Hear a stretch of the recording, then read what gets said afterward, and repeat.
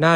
208ตั้งแต่กัสสมาอโวจะเถโรกิระปัพพชิตวาสตเมทิวเสสาวกาปารมียานัสสะมัทธกังปัตโตสัทธาราปิมหิทธิกตายะเอตทัคเคทปิโตเป็นต้นไป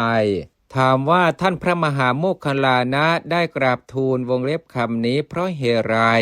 แก้ว่าเพราะได้ยินว่าพระเถระบวชแล้วในวันที่7จึงได้ถึงที่สุดแห่งสาวกบารมีญาณทั้งพระศาสดาก็ทรงตั้งท่านไว้ในตำแหน่งเอตทัคคะเพราะความที่ท่านเป็นผู้มีฤทธิ์มากพระเถระนั้นอาศัยความที่ตนเป็นผู้มีฤทธิ์มากนั้นจึงดำริว่าเมืองเวรัญชานี้มีภิกษาหาได้ยากและภิกษุทั้งหลายก็ย่อมลำบากฉะไหนหนอเราจะพลิกแผ่นดินแล้วให้ภิกษุทั้งหลายฉันง้วนดินคราวนั้นท่านได้มีความรำพึงดังนี้ว่าก็ถ้าว่าเมื่อเราอยู่ในสำนักของพระผู้มีพระภาคเจ้าจะไม่ทูลขอกับพระผู้มีพระภาคเจ้าแล้วพึงทำอย่างนั้นไซข้อนั้นจะไม่พึงเหมาะแก่เราจะพึงเป็นเหมือนการแข่งดีที่เราทำกับพระผู้มีพระภาคเจ้าเพราะฉะนั้นพระเถระมีความประสงค์จะทูลขอจึงมากราบทูลกล่าวคำนั่นกับพระผู้มีพระภาคเจ้า2 บทว่าเหติมัตตลังสัมปันนังความว่าได้ยินว่าพระเถระกล่าวหมายเอาฟองดินโอชาดินง้วนดินซึ่งมีอยู่ในพื้นเบื้องล่างแห่งแผ่นดิน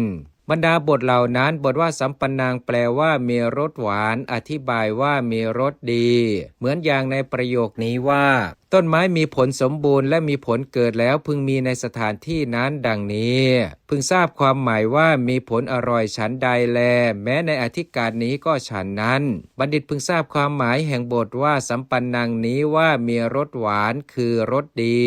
ส่วนคำว่าไสยถาปิคุทกมัตถุอนีลกังนี้พระเถระกล่าวแล้วเพื่อแสดงข้ออุปมาเพราะพื้นเบื้องล่างแห่งแผ่นดินนั้นเป็นธรรมชาติมีรสหวานน้ำหวานที่ตัวแมลงผึ้งเล็กๆทำไว้แล้วชื่อว่าคุทกมัตถุวงเล็บน้ำผึ้งวี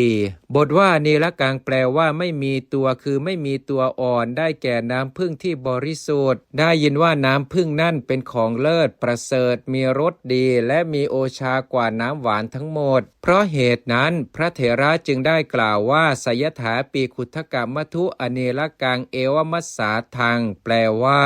วงเล็บเป็นที่ชอบใจเหมือนน้ำผึ้งวีที่ไม่มีตัวฉะนั้นดังนี้เป็นต้นประชุมหลายบทว่าสาธาหังพันเตตัดบทว่าสาธุอหังพันเตแปลว่าข้าแต่พระองค์ผู้เจริญขอประทานพระวโรกาสข้าพระพุทธเจ้าวงเล็บจะพลิกแผ่นดินก็บทว่าสาธุนั่นซึ่งมีอยู่ในบทว่าสาธาหังนี้เป็นคำกราบทูลขอจริงอยู่พระเถระเมื่อจะกราบทูลขออนุญาตการพลิกแผ่นดินจึงได้กราบทูลกับพระผู้มีพระภาคเจ้าอย่างนั้นบทว่าปริวัตตายังความว่าพึงหงายขึ้นคือพึงทำพื้นข้างล่างให้กลับขึ้นข้างบนถามว่าเพราะเหตุไรพระเถระจึงต้องทำอย่างนั้นแก้ว่าเพราะว่าเมื่อพระเถระทำอย่างนั้นแล้วภิกษุทั้งหลายจะได้ฉันง้วนดินคือฟองดินโดยสะดวก